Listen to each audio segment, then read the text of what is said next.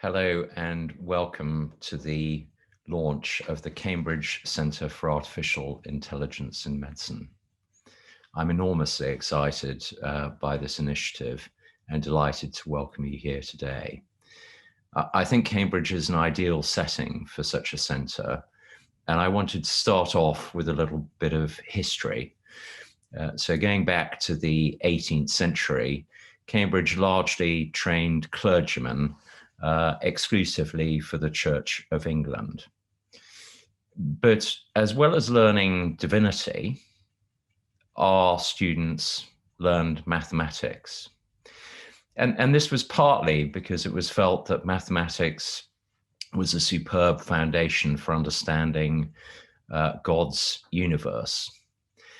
And it really goes back to Isaac Newton and his contributions to mathematics. This meant that with the explosion of understanding the universe, students and academics in Cambridge were unusually well placed to make major contributions, particularly, for example, to disciplines such as physics. And then from this explosion of knowledge in physics, that led to understanding of biology, really coming from a quantitative background. What relevance does this have to medicine? Well, medicine has changed enormously since my post as Regius Professor was created in 1540. But I don't think that mathematics, quantitative approaches have had anything like the impact that they will have over the next decade or two.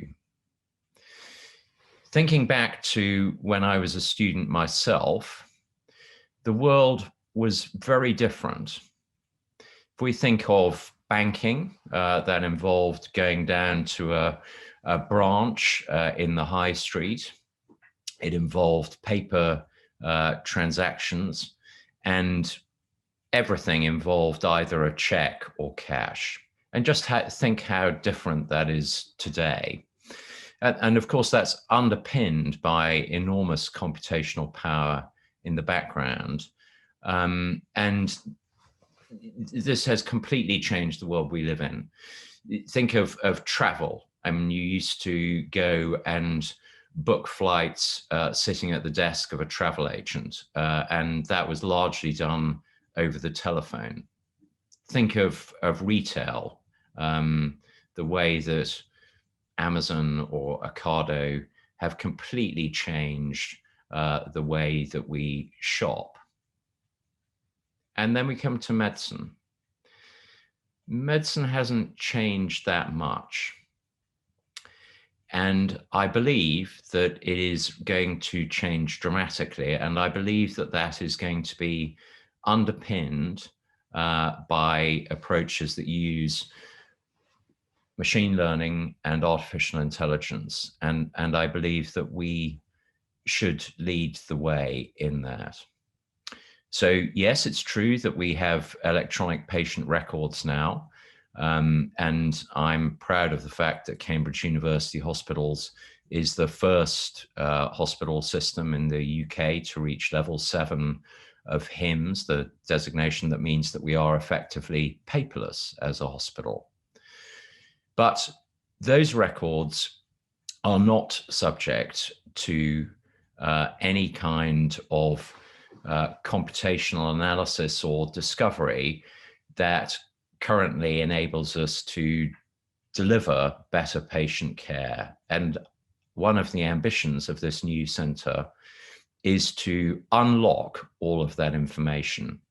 And why has this proved more difficult in medicine than in other areas?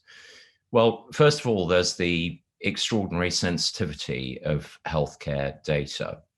We all care about finance, but we care much more about our personal and healthcare information. So privacy is quite different. But also the data is different. So much of the data is putting together human judgments and incomplete data sets together with more reliable information like blood chemistry values, for example, or the pixels in images. And dealing with that data, which has many systematic biases, difficulties in absences, difficulties in interpretation. It is a massive and exciting challenge. But the time is ripe to take all of that information about individuals and about populations and really learn from it how we can provide better care for people and for populations, and how we can address the massive challenges and opportunities of today. And to do that, we clearly need to bring together the best minds. Some years ago, with my colleagues leading the university, we had the opportunity to appoint a new plumber professor. Traditionally, this had moved from one school to another. And rather than just taking a turn for a department to appoint a new plumber professor, we thought about what the most impactful thing we could do, bringing together different areas of the university. We advertised for any cross-disciplinary appointment, and we appointed Mahela van der Shah at the interface between artificial intelligence, machine learning, and medicine. It's a terrific appointment, and I am really excited by what Mahela's already achieved and what she will achieve over the next period of time. But these things are not about an individual. It's about what we can bring together. And to achieve what we wish to achieve in this area, it requires bringing together outstanding doctors, great computer scientists, and also people from industry and healthcare leadership. And I'm particularly impressed by the way that our partners in GSK and AstraZeneca have bought into this exciting vision of what we can achieve. So finally, why is this the right time? Well, there are not many silver linings to COVID, but it has really stimulated an extraordinary change in how we look at healthcare data.